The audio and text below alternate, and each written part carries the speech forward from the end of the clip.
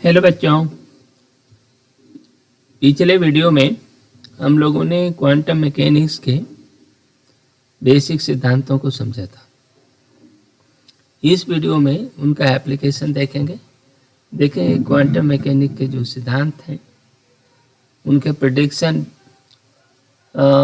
Smaller particle के मामले में, विशेष रूप से इलेक्ट्रॉन प्रोटॉन के मामले में किस तरह से सही रूप से उनकी स्थिति को व्यक्त करते हैं। इस कड़ी में हम सबसे सरलतम उदाहरण लेंगे एक इनफाइनाइट स्क्वायर वेल, है ना, और वो भी वन डायमेंशनल। ठीक है ना, कि एक कुआं है, बहुत बड़ा गड्ढा है, वन डायमेंशन का है, 1D। इसकी खासियत क्या है देखो, ये x = 0 है,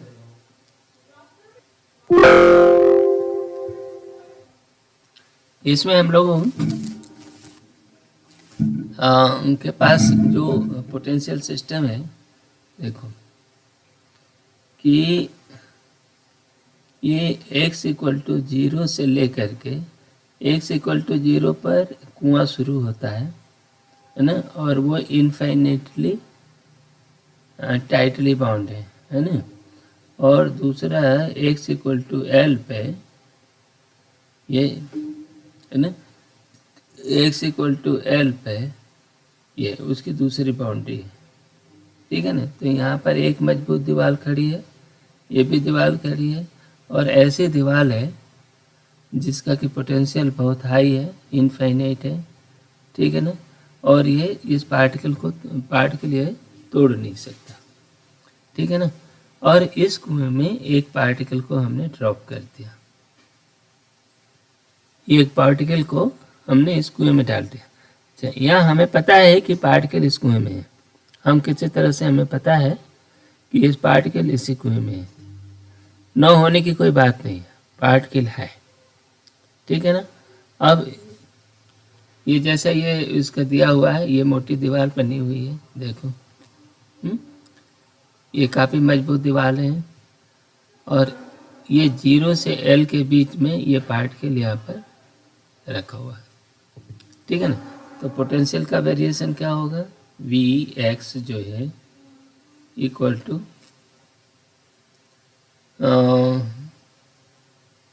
0 जब x इज लाइंग बिटवीन 0 से L = भी है L तक। ठीक है, अदरवाइज ये इन्फिनिटी है, x modulus of x greater than L, है ना, इसके बाहर चला गया।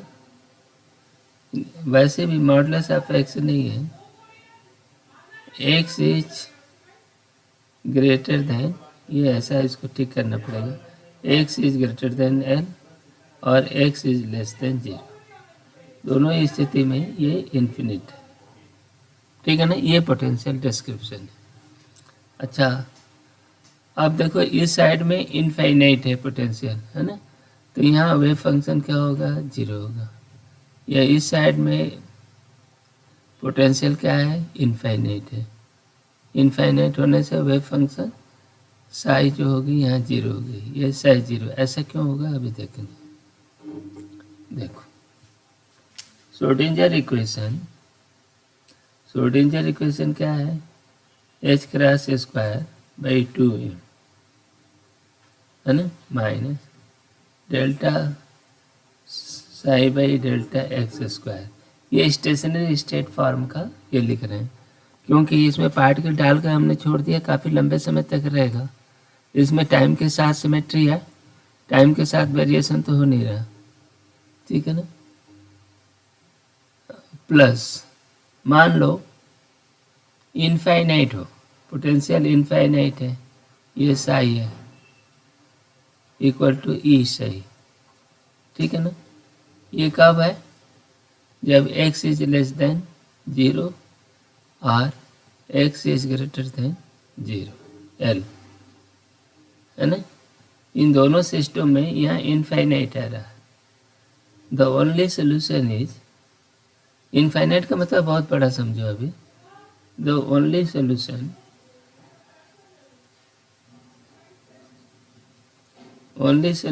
इज साई इक्वल टू 0, ठीक है ना। लेकिन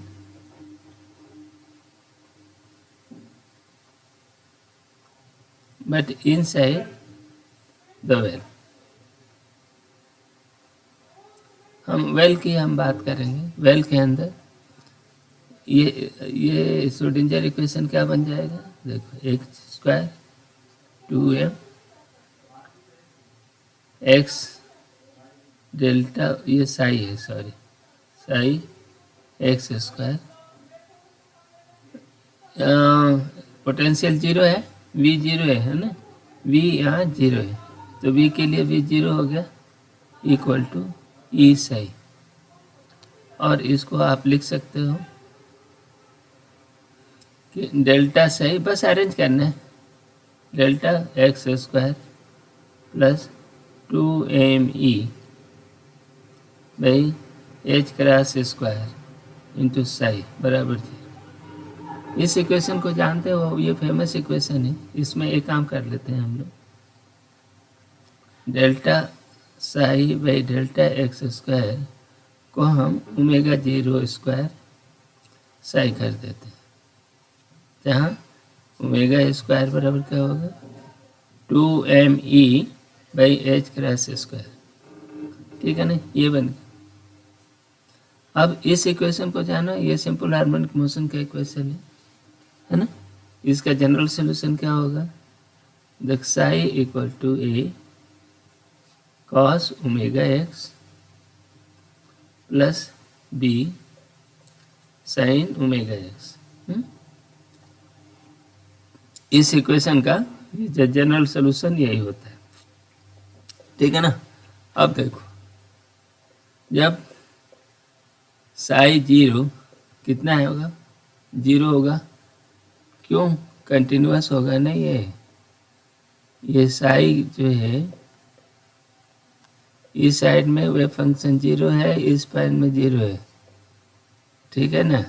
साई स्पेस में कंटिन्यूअस होता है, तो यहाँ पर भी 0 होना चाहिए ना। यहाँ दोनों जगह पर ये x इक्वल टू ए पर 0 पर भी 0 होगा, x इक्वल टू एल पर भी 0 होगा, ठीक है ना।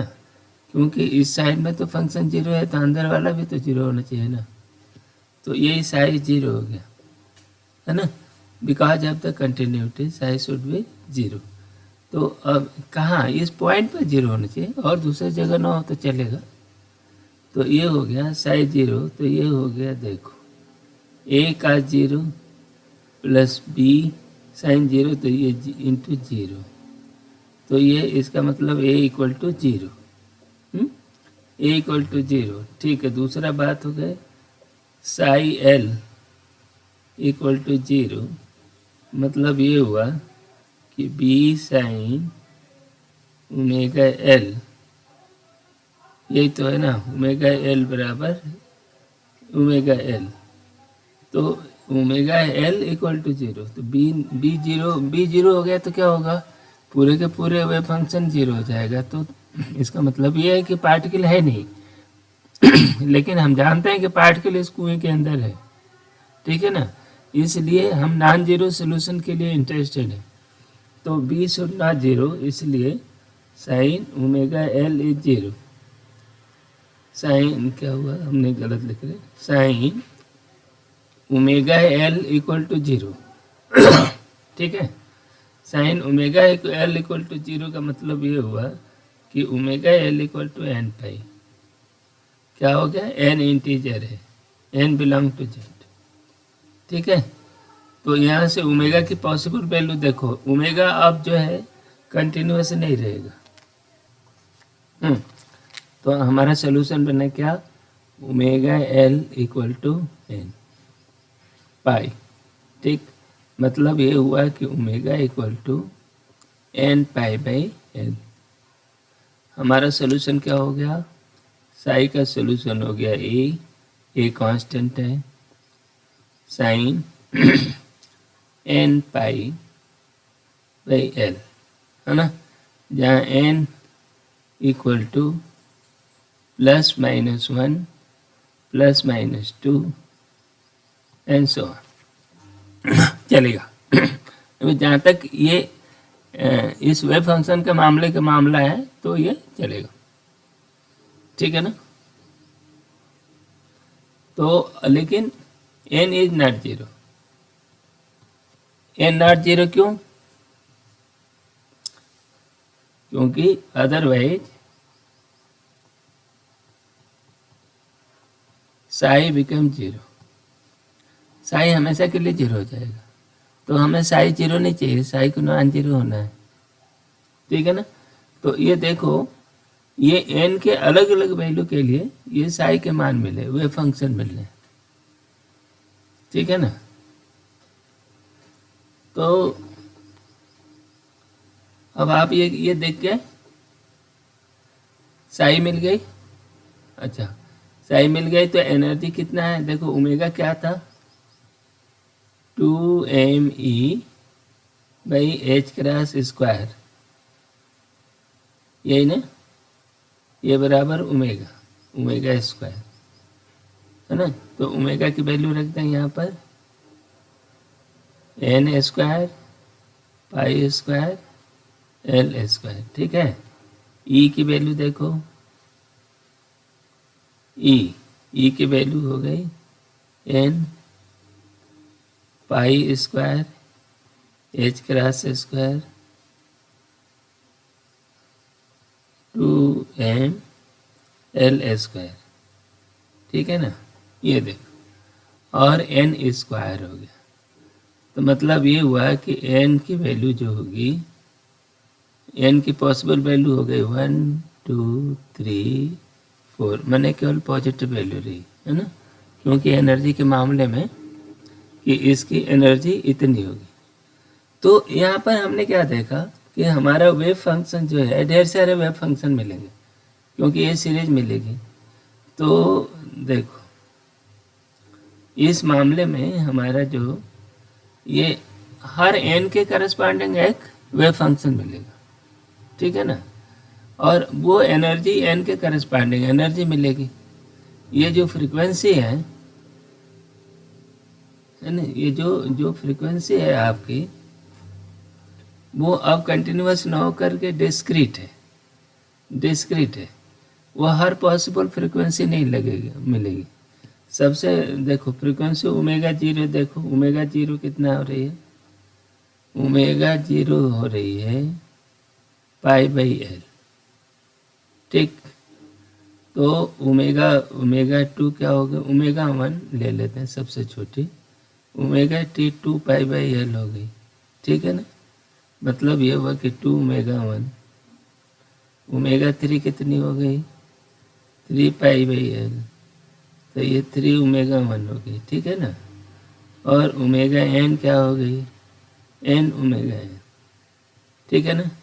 एनर्जी देखो, सबसे लोवेस्ट एनर्जी E1, सबसे लोवेस्ट एनर्जी कितनी है, π², h को हम ये काम कर लेते हैं, h²/4 π² कर देते हैं ना, और ये 2ml², तो ये हो गया, पाई से पाई कट गया, h² 8ml², ठीक है ना।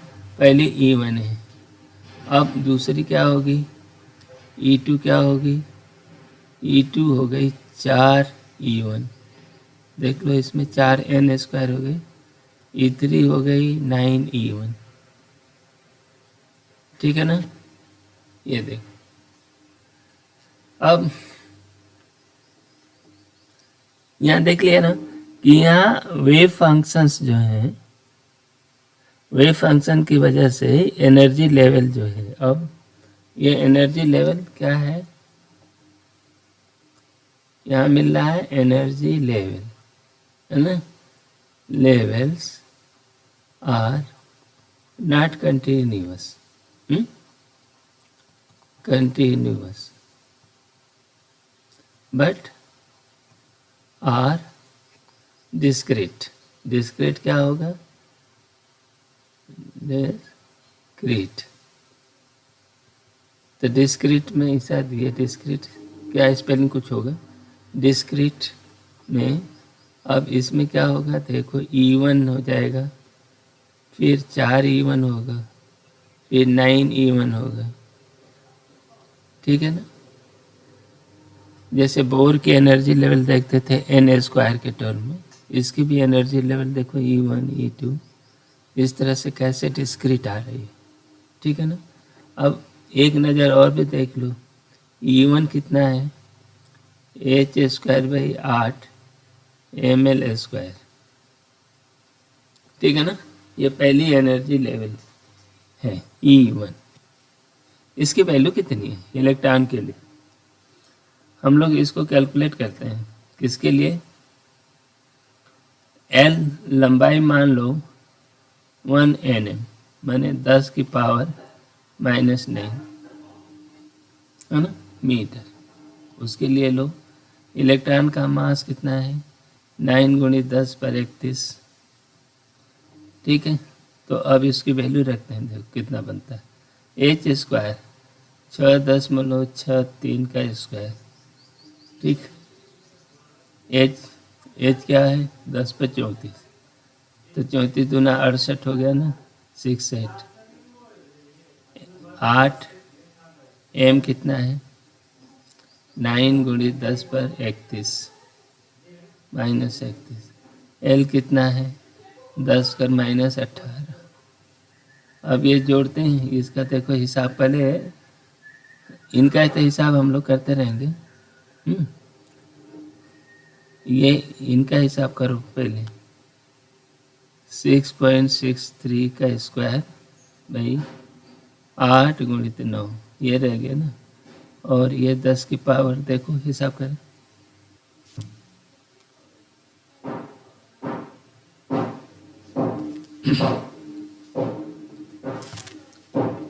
तो इसमें जो हम लोगों ने गणना किया है इसको देखो, गणना करो तो जूल में इतना आ गया है ना, इतना आ गया, ठीक है। इसको इलेक्ट्रॉन वोल्ट में आप करोगे तो ये 38 इलेक्ट्रॉन वोल्ट आ गया है ना। तो इसका मतलब ये जो E1 है, E1 है ना, तो इसकी जो पहली एनर्जी आ रही है वो 0 नहीं है ना। कुएं में जब ये बॉल को डाल दिया, इलेक्ट्रॉन को डाल दिया इसमें, और ये कब की बात है, ये हमने जब 1 नैनोमीटर लिया इस कुएं का साइज L का है ना, ये L² के हिसाब से कम और ज़्यादा होता है। तो देखो, तो उसमें पहली एनर्जी जो आ रही है वह एनर्जी 0 नहीं है। जैसे कुएं में आप बॉल डालो तो आप उम्मीद करते हो कि कुएं की बेंदी में ही बाल जाकर रुकेगा, ठीक है ना, 0 एनर्जी जहाँ पे है। लेकिन यहाँ पर इलेक्ट्रॉन डालने के बाद इलेक्ट्रॉन जो है उसकी 0 एनर्जी नहीं रहती, बल्कि उसकी एनर्जी पहली एनर्जी लेवल ही ये 38 इलेक्ट्रॉन वोल्ट की आ गई, एक नैनोमीटर का यदि ये कुएं का साइज हो तो, ठीक है ना। अच्छा, अगली एनर्जी इसका 4 गुना होगी, फिर अगली एनर्जी और ऊपर होगी, ठीक है ना।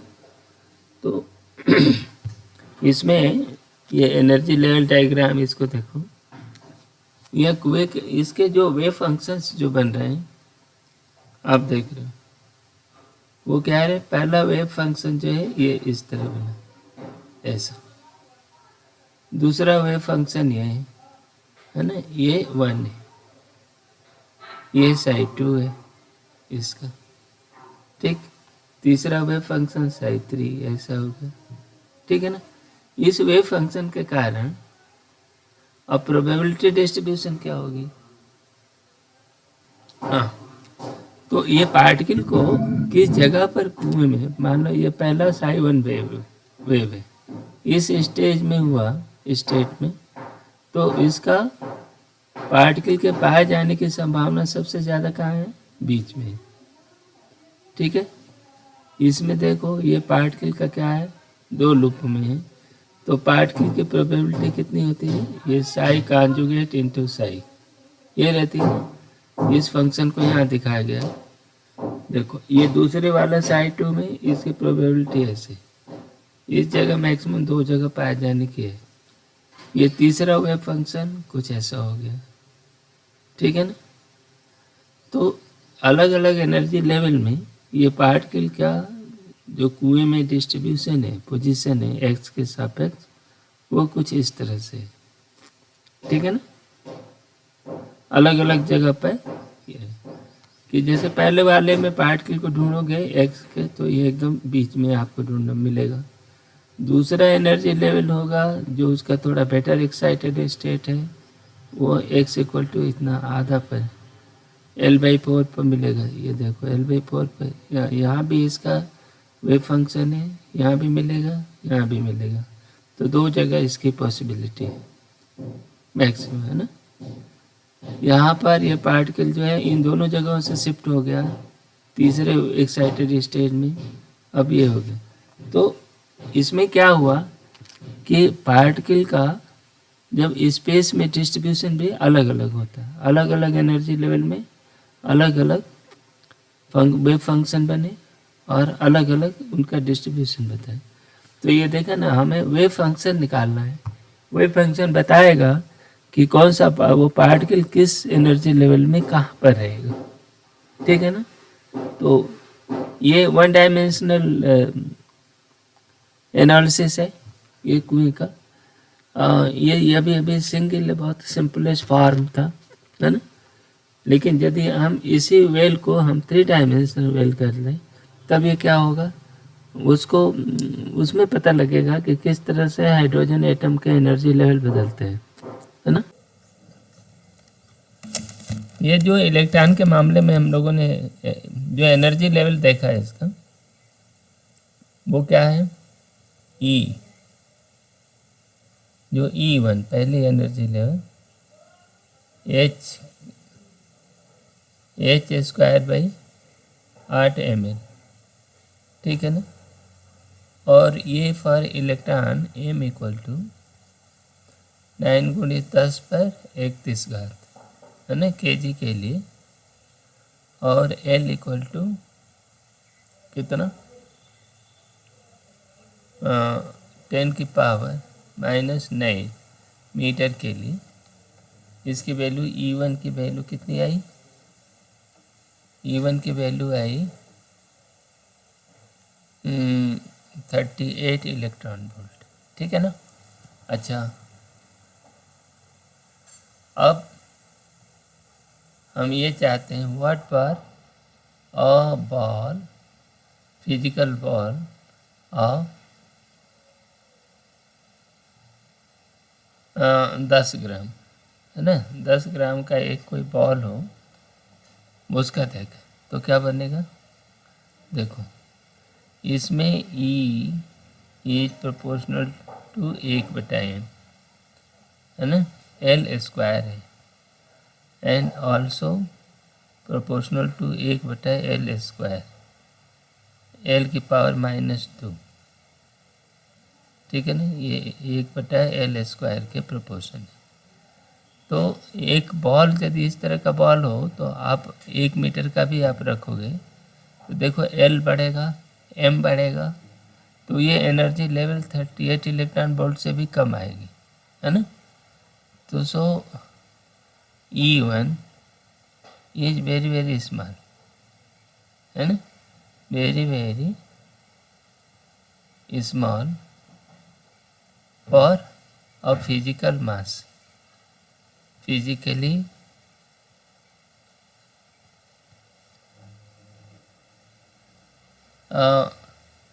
जो हमारा मास हैगा, जो फिजिकल मास है, फिजिकली रियलाइजेबल मास, है ना।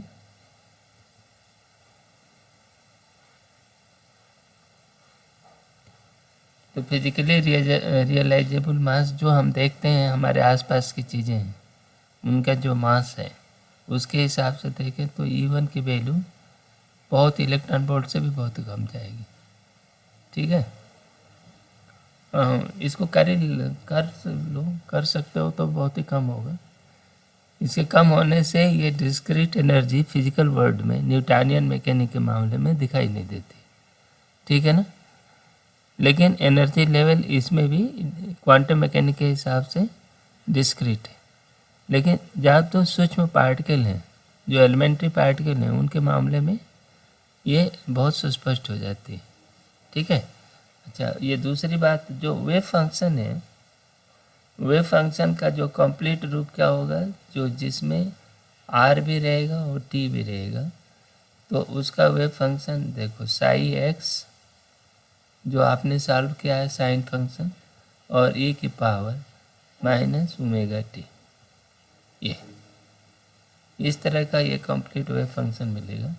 और साई एक्स की वैल्यू यही है, इसको आप देखो A sine N pi by L X है ना, ई पर माइनस आई ओमेगा टी, ये आई है, आई छूट गया। इस तरह से कंप्लीट वेव फंक्शन ये हुआ। ठीक है ना, तो इस तरह हम लोगों ने देखा वन डायमेंशन के मामले में कैसा रहा, क्वांटम मैकेनिक ने क्या क्या चीज़ें बताई। अब हम लोग हाइड्रोजन एटम के नज़दीक पहुंचने के लिए क्वांटम मैकेनिक का ये 3 डायमेंशनल बॉक्स है ना, पार्टिकल इन 3 डायमेंशनल बॉक्स या 3 डायमेंशनल इनफाइनाइट वेल में रखें, तो उसका क्या है, ये देखो, इसको कहते हैं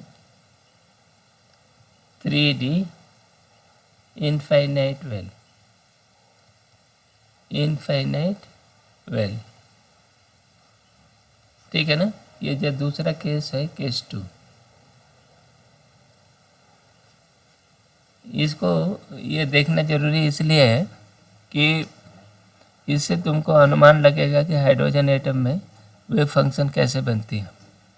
ठीक है, तो यहाँ पर ये देखो, इसमें क्या है, पोटेंशियल की स्थिति, पोटेंशियल है ना, आर इज 0, कब, जब x is less than L, y is less than L, z is less than L, है ना,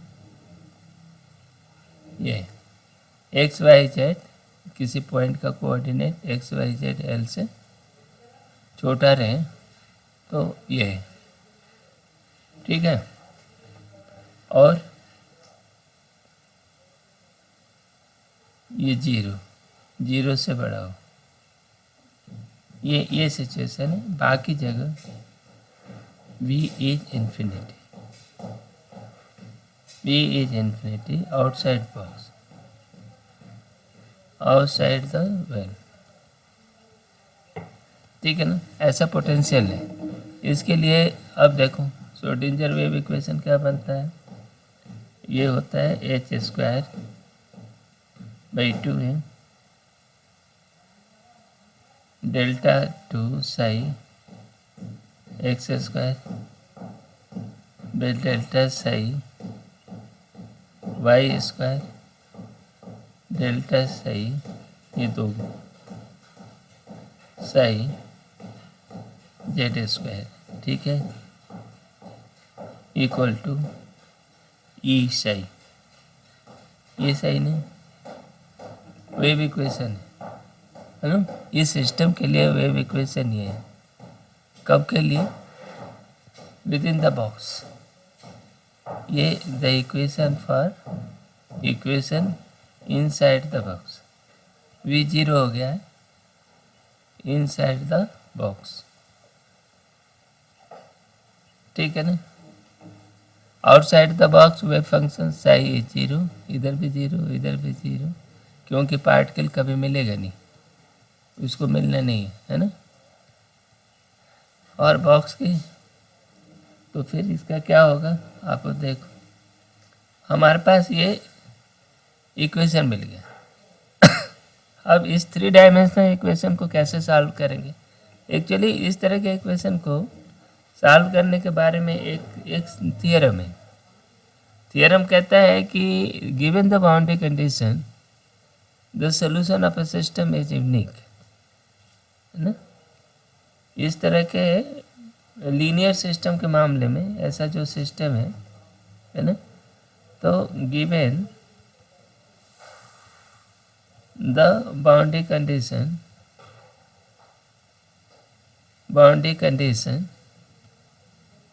है ना, the solution is unique.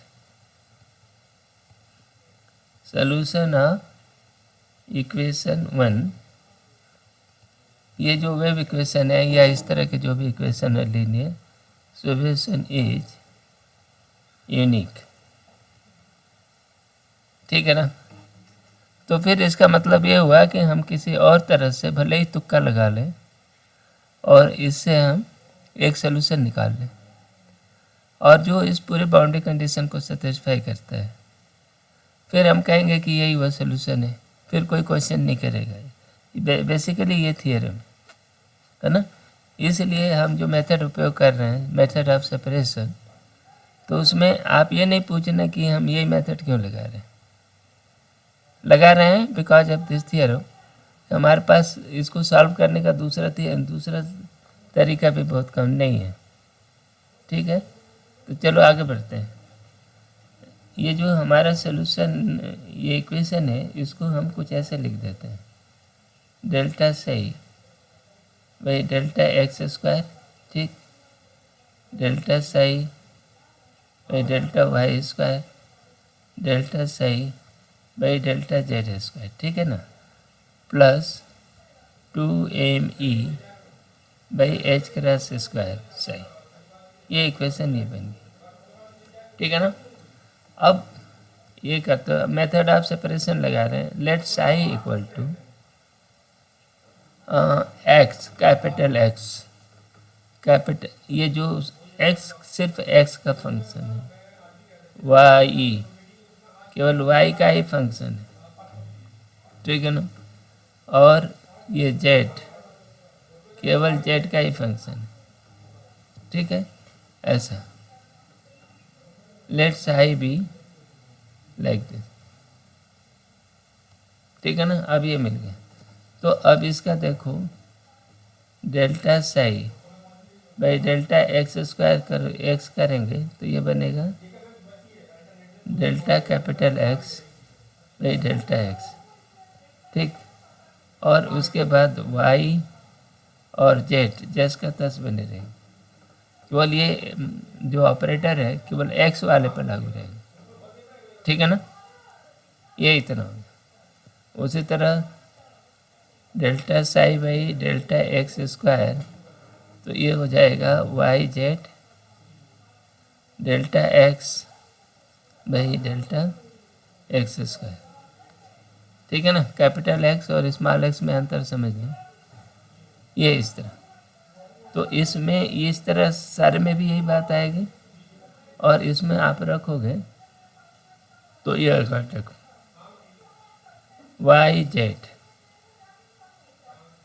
Delta capital X by delta Y square, ठीक, प्लस ये कितना होगा X Y X Z delta Y to delta Y square plus Y X Y delta Z by delta Z square plus इस वाले चीज़ को हम omega square कर देते हैं, equal to omega square X Y Z. हम ओमेगा स्क्वायर क्या लिखें ये याद रखना, 2me by H cross square, ठीक है ना। ये हो गया। अब एक्स वाई जेड से भाग देते सबको, तो ये आ गया, देखो 1/x delta X by delta ये एक्स स्क्वायर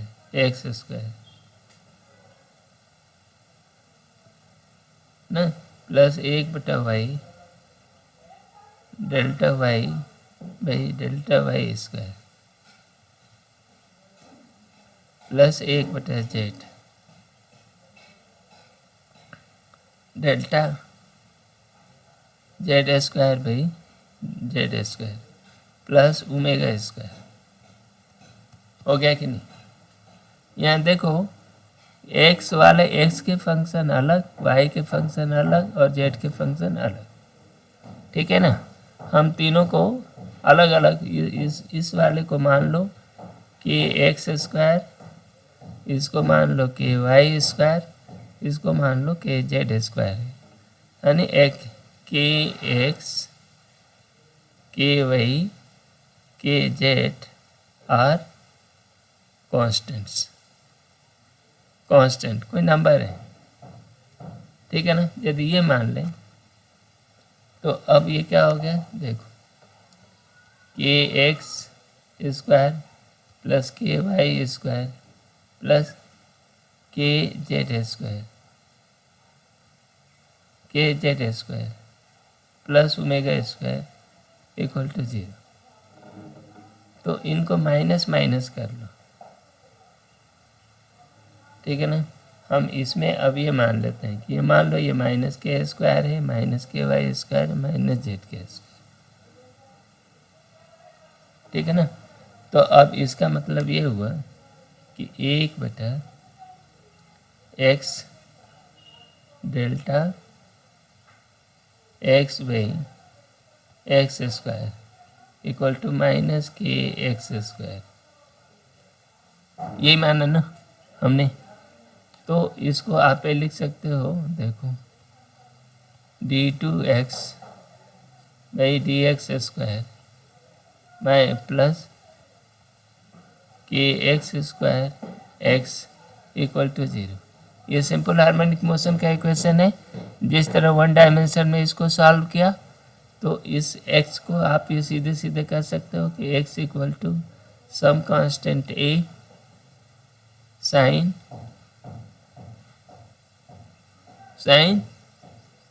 के एक्स एक्स, ये इसका बनेगा। वो दूसरा वाला फंक्शन साइन, चलो ये भी लिख लेते हैं, b कॉस के एक्स एक्स, ये भी होगा।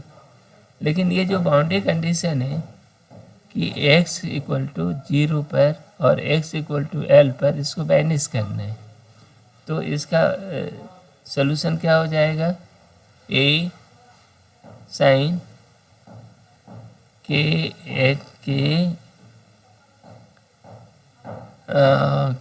एक्स की वैल्यू हो जाएगी के एक्स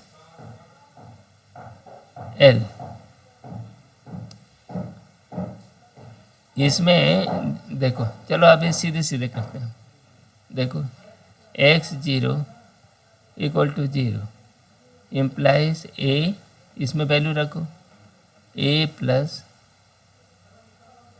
ये तो a गुणे 0 तो ये तो 0 हो गया, प्लस b इंटू 1 है ना। तो इसका मतलब b इज 0, b 0 हो गया, ठीक है। इसका मतलब हमारा सोल्यूशन हो गया capital X equal to a sine K X X, इस तरह का सोल्यूशन हुआ, b 0 हो गया, ठीक। दूसरा XL इक्वल टू 0, तो इसका मतलब a sine K X L equal to 0, a is not 0, इसका मतलब ये हुआ sign K X L equal to 0, ठीक है ना। अब ये तब होगा कब, जब K X L equal to N pi, तो के एक्स की वैल्यू पॉसिबल वैल्यू हो गई क्या, एन पाई बाई एल, ठीक है ना, 1 मिला। दूसरे की वैल्यू क्या होगी, उसी तरह से ये आपका निकल गया। तो x का सलूशन क्या हो गया, some constant A sine N pi by L, जहाँ n इक्वल टू 1 2 3 4 है ना n। ये आपका वेव फंक्शन हुआ, ठीक है ना। तो इस तरह से x का ये पॉसिबल है।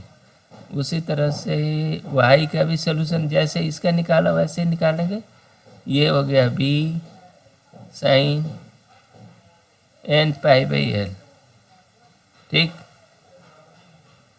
z जो होगा b c है ना sine n pi by l। सबके डायमेंशन समान रखा है तो ये हो गया। तो साई क्या हो गई, साई क्या आता है एक्स वाई जेड।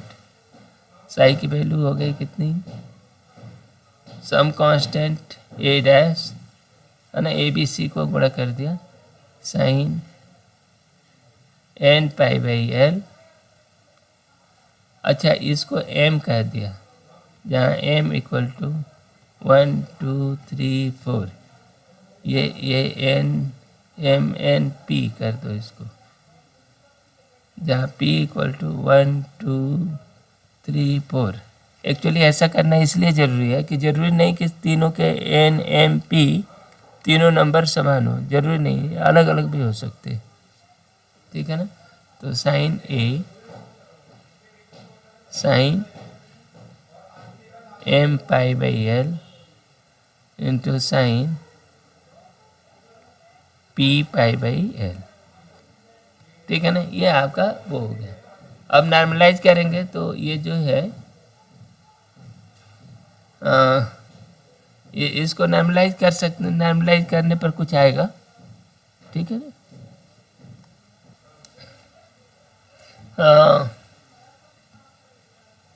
अननॉर्मलाइजिंग नॉर्मलाइजिंग सही है ना। ए डैश जो हो जाता है 8/v वॉल्यूम मैंने √8/L³ हो जाता है, ठीक है ना। तो हमारा वेव फंक्शन हो गया सामान्यतः। ये क्या हो गया देखो, साई बराबर हो गया √8/L³ sine n pi by l sine m pi by l into sine, ये x है, यहाँ y भी है, और sine p pi x by l। ये बना, ये शायद हमने x y z छोड़ दिया है क्या, हाँ ये यहाँ x छोड़ दिया है, या y छोड़ दिया है, या z छोड़ दिया है, ठीक है ना। और कहीं गड़बड़ किया, हाँ बाकी जगह तो ठीक है। अच्छा ये आपका ये है कि x² के y स्क्वायर प्लस के z स्क्वायर ओमेगा स्क्वायर है। तो एनर्जी देखो क्या बनता है, देखो ओमेगा स्क्वायर बराबर 2me/h² ये था ना, ये बराबर kx ये है n² पाई स्क्वायर l², ठीक, plus m² pi square l² plus p² pi square l², ठीक है ना। इसको आप वो करोगे तो π²/l² ले लिया, n² plus m² plus p², ठीक है ना। ये बना।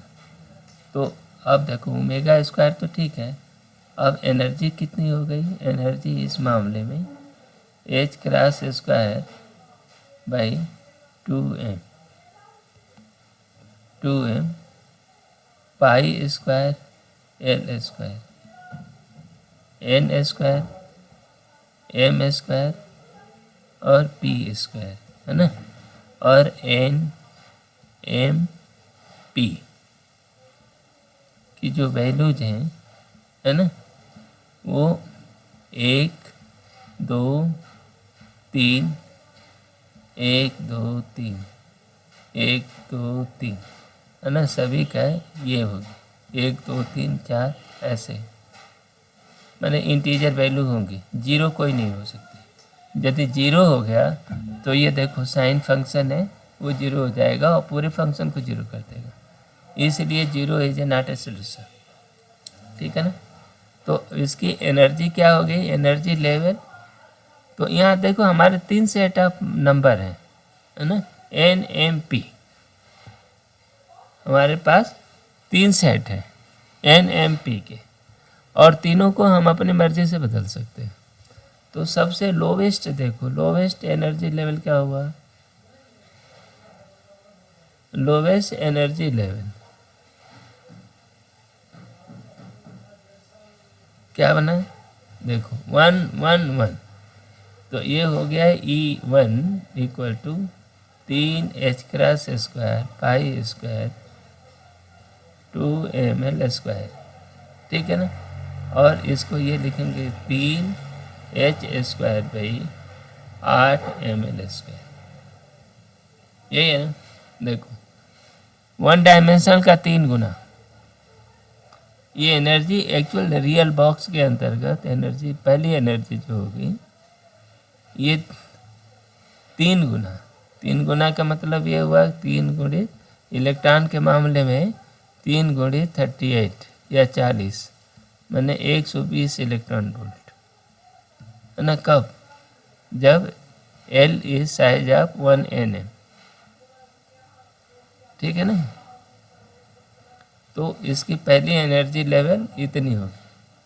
तो अब NMP को देखो, दो चीज़ें यहाँ मिल रही है हमारे पास, दो चीज़ें हैं, एक तो साई है, साई कितने तरह, कितने साई है, तो वो साई को आप लिख सकते हो नंबर ऑफ साई और नंबर ऑफ एनर्जी लेवल। देखो वेव फंक्शंस, वेव फंक्शंस, है ना, क्या है, वेव फंक्शन जो है वो किस पर निर्भर, एन एम और पी का फंक्शन है, इस पर निर्भर करता है।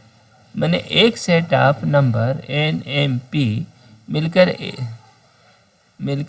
एक वेव फंक्शन कैरेक्टराइज करती है ना।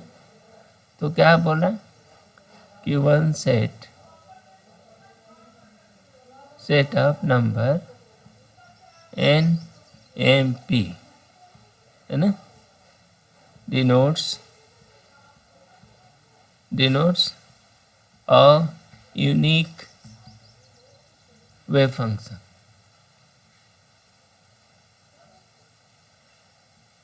वेव फंक्शन, वो वेव फंक्शन क्या है, देखो psi equal psi N M P 8/L³, ठीक, sign n πx/L sign m πx/L और साइन p/, ये y है और ये z है बाई L³, ठीक है ना। ये वेव फंक्शन है, और ये वेव फंक्शन जो है इनका स्क्वायर क्या बताएगा, प्रोबेबिलिटी डिस्ट्रीब्यूशन बताएगा। तो अलग अलग वेव फंक्शन जो होता है स्पेस में अलग अलग प्रोबेबिलिटी डिस्ट्रीब्यूशन बताएगा। तो एन एम पी का एक सेट लिया तो एक तरह का आपका वेव फंक्शन मिला, मतलब आप ये उसको हाइड्रोजन एटम के मामले में कहो कि एन एम पी मैंने 3 सेट मिल करके रहे तो एक ऑर्बिटल बताएगा, है ना।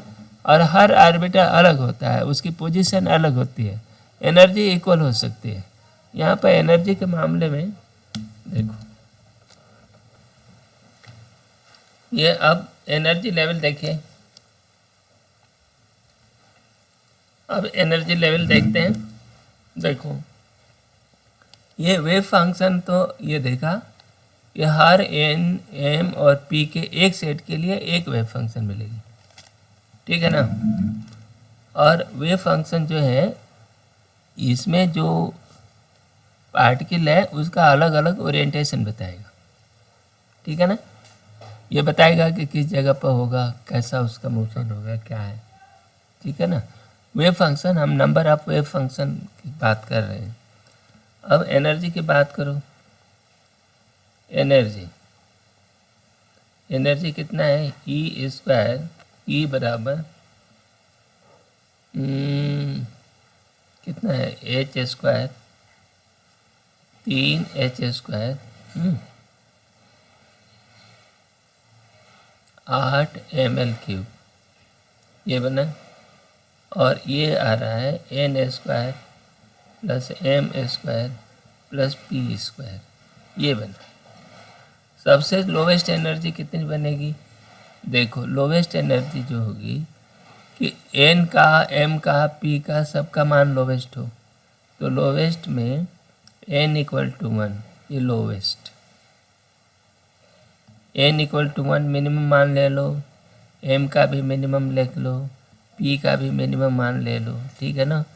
तो E1 क्या आएगा, 9 नहीं, ये तो एनर्जी जो है ये 3 नहीं है, इसमें 3 तो नहीं है ना, पीछे हमने निकाला तो था, ठीक है 3 नहीं है, 3 नहीं, ये E1 जो है ये 3 नहीं है, यहाँ h² भाई है। तो पहली में ये देखो ये 3 हो गया, इसीलिए 3h² भाई 8 ml², ये क्यूब नहीं है, ये स्क्वायर है, ठीक है ना। पहली एनर्जी है। अब दूसरा सिस्टम हो सकता है सेकंड। एनर्जी देखो, ये n को 2 कर दो, m को 1 कर दिया और p को 1 कर दिया, ये है ना। अब इंटीजर वैल्यू ही लेनी है, तो अगली इंटीजर सिस्टम ये बनेगी इसका। तो अब देखो क्या बनेगा, E2 कितनी बन रही है, 4 मैंने h² / 8 ml², ठीक है। 4 + 1 + 1, 4 2 6, दैट इज 6 h² / 8 ml, है ना। लेकिन यही नहीं है, 4 ये 6 ये E2 वाली जो एनर्जी के हैं, सिर्फ एक ही ऑर्बिटल नहीं है, एक ही वेव फंक्शन नहीं है, बल्कि n = 1, m = 2, p = 1, उसकी भी एनर्जी इतनी है। और n = 1, m = 1 और p = 2, ये 3 है ना, कि ये सेम एनर्जी लेवल के 3 ऑर्बिटल हैं, ठीक है ना। सेम एनर्जी लेवल के 3 ऑर्बिटल मिल गए। ऐसे सिस्टम को हम कहते हैं, जब एक से ज़्यादा एनर्जी लेवल होता है, एक ही एनर्जी लेवल के एक से ज़्यादा वेव फंक्शन हैं, तो उसको हम लोग बोलते हैं डीजेनरेट वेव फंक्शन, है ना, या डीजेनरेट ऑर्बिटल। उनका लोकेशन, इन देखो ये तीनों का लोकेशन स्पेस में अलग अलग है, तीनों ही अलग अलग है, लेकिन एनर्जी समान है। तो एनर्जी, ठीक है, तो एनर्जी के मामले में ये देखा, उसी तरह अगला देखेंगे। अब इसका ये देखो, ये 1 = 1 के सापेक्ष है। अगली एनर्जी देखो, ये वाली सिस्टम दूसरी E1 आ गया था, ये E2 के बारे में देखो, ये 3 आपके ऑर्बिटल है ना, सबकी एनर्जी 6², ये भाई। अगली एनर्जी 9h² 8 ml आएगी, तो ये इसके भी 3 ऑर्बिटल हैं, देखो 2 2 हो गए, 1 1 रह गया, तो ऐसे में, लेकिन एनर्जी 3 हो गई, ठीक। और इसको ये देखो, n = 11 के लिए, मैंने 11 एच स्क्वायर बाई इतना ये करें तो इसके भी 3 ऑर्बिटल हैं, ठीक है ना। और इसके 1 ऑर्बिटल है 12 वाले के लिए, और 14 वाले के लिए देखो ये 6 ऑर्बिटल है ना। एक ये, एक ये, एक ये, एक ये, इस तरह से 6 ऑर्बिटल, ठीक है। सेम एनर्जी लेवल में 6 ऑर्बिटल।